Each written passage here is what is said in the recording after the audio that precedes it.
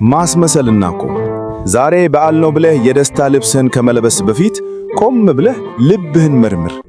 ዛሬ እንኳን አደረሳችሁ ብለህ መልእክት ከመላክህ በፊት ስልክህን አስቀምጠውና ዙሪያህን ተመልከት። ዛሬ በቤተ ክርስቲያን ደጅ ቆመህ ልደትህ ከሆነ ብለህ ከመዘመርህ በፊት ውስጣዊ ማንነትህ ምን እያለ እንደሆነ አድምጥ። ክቡራን የክርስቶስ ቤተሰቦች እንኳን አደረሳችሁ። ዛሬ የምንነጋገረው በግርግም ተኝቶ በፍቅር አይኖቹ ስለሚመለከተን ኃያል ሕፃንና ስለ ታላቁ በዓል ስለ ልደተ ክርስቶስ ብቻ አይደለም። ይልቁንም በጭካኔ ጨለማ ውስጥ ስላለን በጠብና በጦርነት ስለደማችሁ ዓለማችን እናም በተጨማሪም መተማመን አቅቶን በጥላቻ ስለምንተያየው ስለ እኛም ጭምር ነው። ታዲያ ይህ ሁሉ ነገር ከቦን የምናከብረው በዓል ለሥጋችን ነው ወይንስ ለነፍሳችን ጥቅም? ሰላም የሚጀምረው ከግለሰብ ፈቃድ እንደመሆኑ መጠን ይህ ቪዲዮ በዓልን በድግስ ብቻ ለምታከብር ሳይሆን ሰላም ለጠማትና ፍቅር ለራቃችሁ ለነፍሳችንም ጭምር የቀረበ የህሊና ጥሪ ነው። እስከ መጨረሻው አብራችሁኝ ቆዩ። ምክንያቱም የዛሬው መልእክት የሕይወታችን ብቻ ሳይሆን የሀገራችንም መድኃኒት ሊሆን ይችላልና። 1. የቤተልሔም ትሕትናና የእኛ ትዕቢት። ከ2000 ዓመታት በፊት በቤተልሔም የሆነው ነገር ታሪካዊ ክስተት ብቻ አይደለም። አምላክ ሰው የሆነው ንጉሠ ነገሥቱ በግርግም የተኛው ባለጸጋው ድሃ የሆነው ለአንድ ትልቅ ዓላማ ነበር። እርሱም ፍቅር ነው። ጌታችን በቤተልሔም ሲወለድ ለዓለም የሰጠው የመጀመሪያው ትምህርት ትሕትና ነበር። እስኪ ራሳችንን እንጠይቅ። ዛሬ የእኛ ሕይወት የት ነው ያለው? ጌታችን በበረት ተኝቶ ትሕትናን ሲያስተምረን፣ እኛ ግን በትዕቢት ተወጥረናል። እርሱ ዝቅ ብሎ ሰውን ሲያከብር፣ እኛ ግን በሰው ላይ ለመንገስ ደም እናፈሳለን። እርሱ መለያየትን ሊያጠፋ ከሰማይ ሲወርድ፣ እኛ ግን በዘር በቋንቋና በጎጥ ተከፋፍለን ወንድም ወንድሙን የሚያሳድድባት ምድር ፈጠርን። የጌታ ልደት ማለት የአንድነት ምልክት ነበር። መላእክት ከሰማይ፣ እረኞች ከምድር፣ ሰብአ ሰገል ከሩቅ ምስራቅ መጥተው በአንድ በረት ተገናኙ። ዛሬ ግን እኛ በአንድ ዓለም፣ በአንድ እምነት፣ በአንድ ቃል ኪዳን እያለን ልባችን ግን በብዙ ተራርቋል። የቤተልሔሙ በረት ቅዝቃዜ ዛሬ ወደ እኛ ልቡ ገብቷል። ልባችን እንደ በረዶ ቀዝቅዟል። ርኅራኄ አልባና ለሰው ልጅ መከራ ደንታ የሌለን ሆነናል። 2. የቆሰለችው ዓለምና የጠፋው ሰላም። ዛሬ በዓለማችን ምን እየሆነ ነው? በየቦታው ጦርነት፣ በየቦታው መፈናቀል፣ በየቦታው ስደት። ክርስቲያን ነኝ ቢለውም ሳይቀር ወንድሙን በጭካኔ ያሳድዳል። እናቴ ማርያም የሚለው ለእናቱ ርኅራኄ አጥቶ በችግሯ ዘንግቷታል። ይህ ነውን የጌታን ልደት ማክበር? ጌታችን በተወለደባት ሌሊት መላእክት የዘመሩት ዝማሬ ምን ነበር? ስብሃት ለእግዚአብሔር በሰማያት ወሰላም በምድር ስምረቱ ለሰብእ። ክብር ለእግዚአብሔር በሰማይ ይሁን፣ ሰላምም በምድር ለሰውም በጎ ፈቃድ የሚል ነበር። ዛሬ ግን ሰላም በዓለማችን ጠፍቷል። በጎ ፈቃድ በክፋት ተተክቷል። እናቶች ልጆቻቸውን በሰላም መውለድ አልቻሉም። ሕፃናት እንደ ጌታችን በግርግም ሳይሆን በጫካና በሜዳ ላይ በብርድና በረሃብ ይወለዳሉ። ይህ በዓል ሲመታ እንዴት ነው በደስታ የምናከብረው?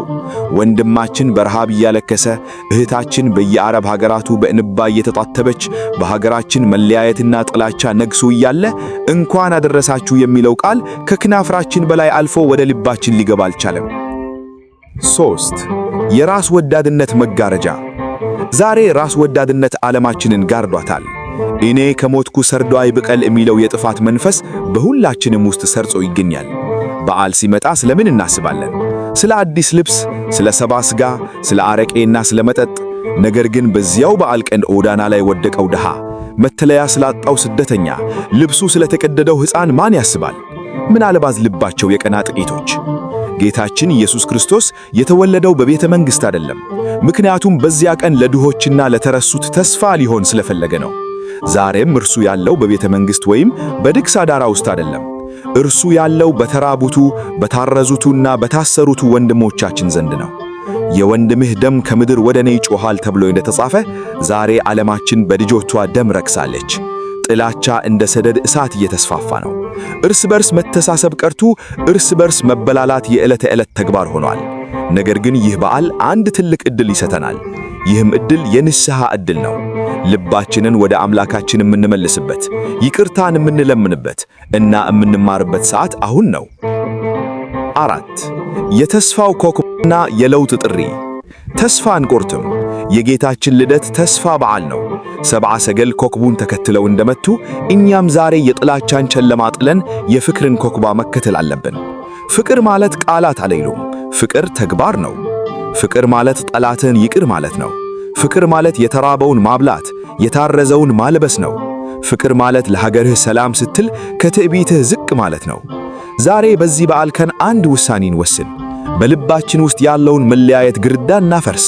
እርሱ የኔ ዘር አይደለም፣ እርሱ የኔ ቋንቋ ተናጋሪ አይደለም የሚለውን የክፉን ድምፅ እናጥፋ። ሁላችንም በአዳም ወገንነት በክርስቶስ ቤተሰብነት አንድ መሆናችንን እናስብ። የሀገራችንም ሰላም የሚመጣው ከውጭ አይደለም፣ ከእኛ ልብ ውስጥ ነው።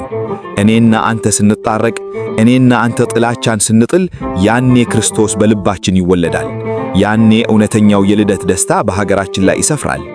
ክርስቶስ ወደ ዓለም የመጣው ለጻድቃን ብቻ አይደለም፣ ለኃጢአተኞችና ለተጣሉቱ ጭምር ነው።